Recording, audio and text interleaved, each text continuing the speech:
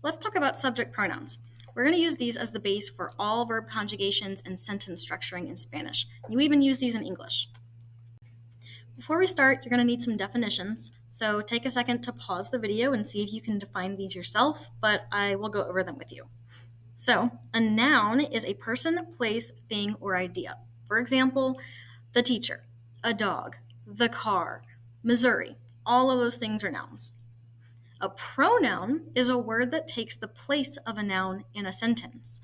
Like the example I have on the screen, the ball could be referred to as it.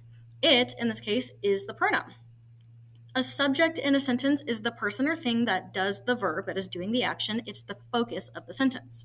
And a subject pronoun works just like a regular pronoun. It replaces the subject in a sentence. So instead of saying the teacher, you could refer to her as she. These are all of the subject pronouns in English, and this is how we set them up to easily organize them, and this is what I call a conjugation map. So notice on the far left, we have the points of view, and it's also organized by singular and plural. On the left are the singular pronouns, so each of these subject pronouns only pertain to one person at a time.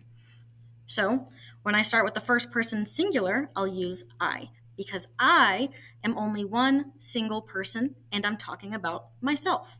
Moving down, you is what we would refer to someone as when we are talking directly to them. You are also only one person, so that would be second person singular. Third person is what we use when we are talking about someone or something. So he, she, and it are all singular things. On the right-hand side, we have the plural pronouns, which are used to refer to more than one person or more than one thing. And as a rule of thumb, I like to remember it as taking the singular pronouns and just adding one more person. So if I take I, which is first person, and add someone else, it becomes we.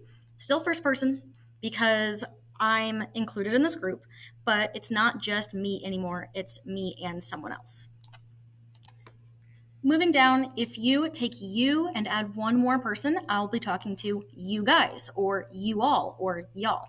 Lastly, if I add one person or thing to he, she, or it, the plural pronoun will become they. So let's practice. Take the subjects in the parentheses and replace them with the subject pronouns. Pause the video to practice on your own and then check your answers because I'm going to go over them. So number one, instead of saying Joe, Scott, and Bob went hiking, I could replace their names with they. I am talking about them, which makes it third person, and there is more than one person here, so that's going to make it plural. They went hiking. Number two, my Aunt Jane likes to watch scary movies. My Aunt Jane is just one person that I'm talking about, so I would use third person singular. She. She likes to watch scary movies. Number three, Nick and I have a favorite restaurant. Because I am included in this group, it would be first person. We have a favorite restaurant in town. Number four, the neighbor's car. Even though this isn't a person, it still has a subject pronoun. I'm talking about the singular item, so I would refer to the car as it. It has a noisy engine. And as I go through the rest, check your answers. Number five, Jenny and Fatima would be they. 6, the little old lady is she. 7, Adam's grandfather would be he. Number 8, the blue notebook would be it. 9, the pens and pencils would be they. And number 10, your Uncle Peter would be he. Okay, now let's try with the Spanish versions. What's nice is that the conjugation map is used almost exactly the same as it is in English. So as we go through these, write both the Spanish and the English on your conjugation map so you have the translations of these. First person singular is yo. Yo translates to I. Second person singular is tú, which translates to you. Don't forget the accent on the you. This is the informal version of the word you, so you would use it when talking to people that you are familiar with, people that are younger than you, your best friends, etc. Third person singular is 3 things. El, again, don't forget that accent mark on the E. El, which means he. Ella, which means she. And usted, which does not mean it. Usted instead translates to you, but it's the formal version of you. So you'd use it to refer to people with a little bit more respect than you would with tú. For example, like with the principal, your teacher, someone you don't know very well, someone older than you, etc. Moving over to first person plural, we have nosotros and nosotras. Both of these mean we, but nosotros is the masculine version and nosotras is the feminine version. Second person plural is similar. It's vosotros, which is masculine, or vosotras, which is feminine. And both of these words translate to you all, you guys, y'all, but it's, again, the informal version. So you would use this with a group of people that you're familiar with. Also, something interesting about this subject pronoun is that it's only used in Spain. People in Latin America do not use this word.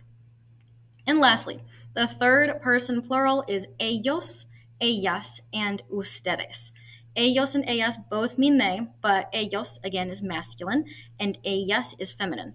Ustedes is the plural version of usted, so it translates to you all, you guys, or y'all. It is the formal version. So this is what you'd use when talking to a group of people that you'd like to show a little bit more respect to. All right, this is the last part of our notes. Finally, some practice. So we're going to do the same thing, but this time in Spanish. Take these subjects and replace them with the correct Spanish subject pronoun. So pause the video to do so, and I'm going to go over the answers. Number 1, Roberto. It is the name of one singular guy. And since I'm referring to him by name, this means I'm talking about him, which makes it third person. So you'd replace Roberto with él, or he. Number 2 is Susana. It's also a name. I would replace this with ella, she. Number 3, Carlos y Carolina. This is more than one person, so we already know it's going to be one from the plural side of the conjugation map. Because I'm using their names, I am talking about them, so third person, they. I would use ellos because there is a masculine person in this group, which turns the entire group masculine. Number 4, tú y yo. I am included in this group, y yo. So anytime you see y yo, it will always be we, or nosotros. Number 5, Miguel y tú. I am talking to multiple people here, so I'm going to use the second person plural, which is vosotros. And number 6, lastly, Elena y Gloria. This would be ellas, or they. This time, all of the members in this group are feminine, so I can use the feminine version of they.